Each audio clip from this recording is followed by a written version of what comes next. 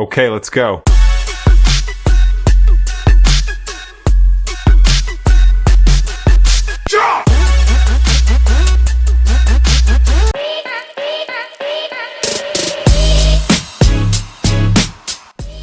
All right, we have NFC West final offseason grades with the Seattle Seahawks. With the first year after the Russell Wilson era, the Seattle Seahawks surprised the league by going 9-8 and finishing second in their division. Geno Smith regaining confidence as a starter, the Seahawks were able to create a playoff berth, which was quite surprising. After being bounced by the 49ers, though, in the first round, the Seattle Seahawks massively improved this offseason and looked to compete and potentially capture the division and potentially a Super Bowl run. They were able to re-sign Geno Smith to a team-friendly deal, defensive tackles Draymond Jones and Jarran Reed in free agency, who should help bulk up a lacking defensive line, with previous starter Shelby Harris departing. I like them adding Bobby Wagner and linebacker Devin Bush, while Jordan Brooks, their current starter, will be out for majority of the year. With the league moving to a more three-safety front, I like the addition of safety Julian Love in their secondary.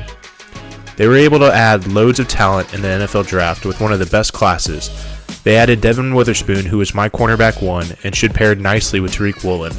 They were also able to add wide receiver JSN, who should perfect their trio at wide receiver and should be an instant impact at his natural position in the slot.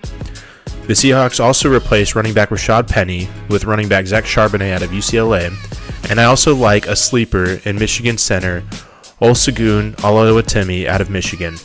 Overall, I gave them an A+, and I think their chances of a deep run or a Super Bowl appearance lie strictly with Geno Smith as he goes into his second season with the team. If Geno can remain consistent and their coaching staff develop this year's draft class like last year's, I think this team is a dark horse to win the NFC West and potentially make a push at a championship.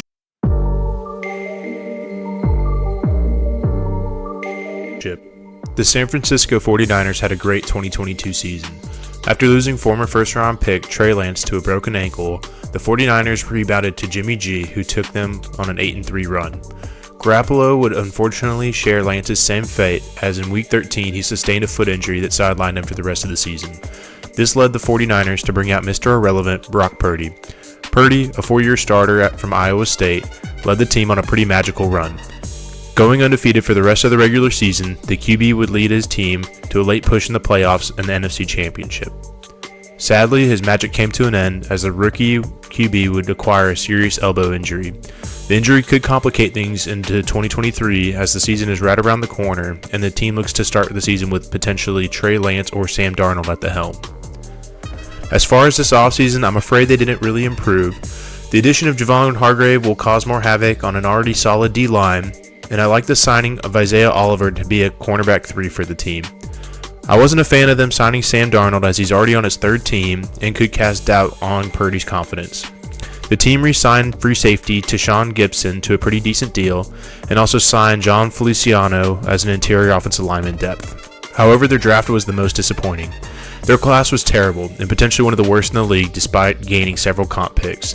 Safety Jair Brown was a good pickup, but even a bit of a reach in the third round. I like Cameron Latu as a tight end 2 option and think D. Winters could be a true surprise at linebacker. Selecting a kicker in the third round, though, should be illegal, but I guess this team was motivated to move on for Robbie Gould. The team parted ways with several other starters, including Jimmy G, Mike McGlinchey, Samson Ebukam, Azeez Al-Shair, Emmanuel Mosley, Charles Omenihu, Jimmy Ward, and Hassan Ridgeway. That's a solid list of players to replace, yet they felt the need to use their third-round pick on a kicker. Ultimately, I don't see this team improving much and could potentially regress in 2023 if Brock Purdy, Trey Lance, or Sam Darnold don't work out. Overall, I give them a C-.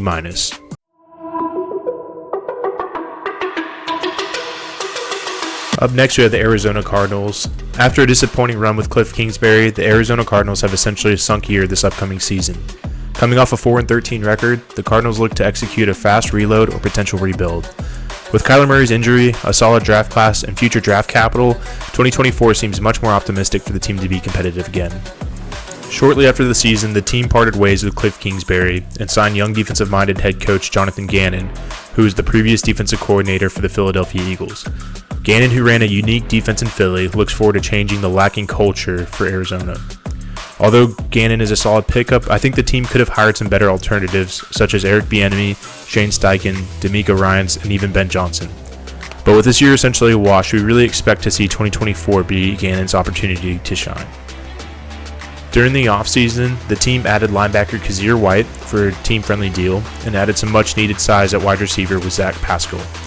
They were able to retain their offensive linemen Kelvin Beechin and Will Hernandez. And although their free agency was mostly quiet, the team had one of the best draft classes in the league. Trading down with the Houston Texans, the Arizona Cardinals were able to pick up Houston's 12th overall pick along with next year's first and third round picks. And instead of saying pat, they ended up trading up using that pick as well as some other draft capital from the Texans trade to select offensive tackle Paris Johnson Jr., who is our offensive tackle 1 on our board. In the second round, they were able to add some much needed help to their pass rush with selecting BJ Ojulari out of LSU. Although undersized, he will have an opportunity immediately to step on the field and make an impact. In the third round, the team had some of my favorite selections with cornerback Garrett Williams and wide receiver Michael Wills. Williams, a potential first-round pick before injuring his ACL this season, has an opportunity to provide as a solid backup and has tremendous upside. Wilson, similar to Williams, has been dealing with some lingering injuries, but has the makings to be a big-body possession wide receiver and could make an impact this season depending on his health. I also like the team selecting quarterback Clayton Tune, who might have an opportunity to take some snaps during Kyler's recovery, and linebacker Owen Popo, who's a very athletic, rangy linebacker who is pretty good in coverage and blitzing. Along with this solid class, they were able to add some future capital, which is a terrific idea for when your franchise quarterback is hurt for the majority of the season. They now have 6 picks in the first 3 rounds in the 2024 NFL Draft, and although their offseason was great, the team did lose some pretty significant players. Most of their departures were for cap clearing, but there was definitely some alternative ways to mitigate these losses. I don't like the fact that they couldn't find a trade partner for DeAndre Hopkins to start. I think DeAndre Hopkins is still a solid wide receiver, and when you see teams go after players such as DJ Moore and Brandon Cooks, I really think that a trade candidate was out there for D-Hop. I also didn't like the fact that they let Byron Murphy walk for as valuable and as versatile as he was to this team. I also didn't like the fact that their pass rush disappeared as they let Zach Allen walk, they cut Marcus Golden, and J.J. Watt retiring. And on top of all of that, they lost a solid offensive lineman veteran in Rodney Hudson. Although this team is set to rebuild or reload, we like their setup for 2024 much more. Overall, I give them a B+.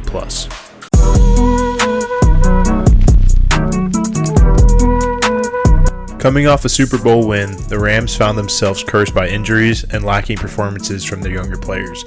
The team ended the season with a disappointing 5-12 record. The Rams had their hands essentially tied this offseason. With an aging core and already large deals, the Rams had very little room to work with during the free agency period.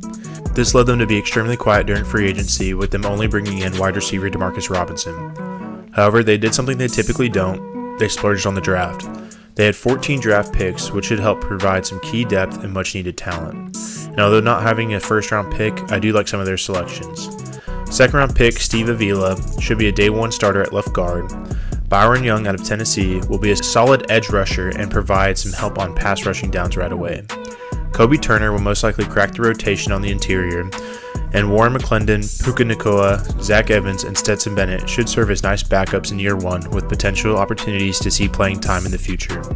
Meanwhile, cornerback Trevius Hodges-Tomlinson, edge Nick Hampton, and edge O'Shawn Mathis, as well as cornerback Jason Taylor, could see a large share of snaps right away on the defensive side of the ball. The team will look for all the help they can get after trading Jalen Ramsey and letting Taylor Rapp walk.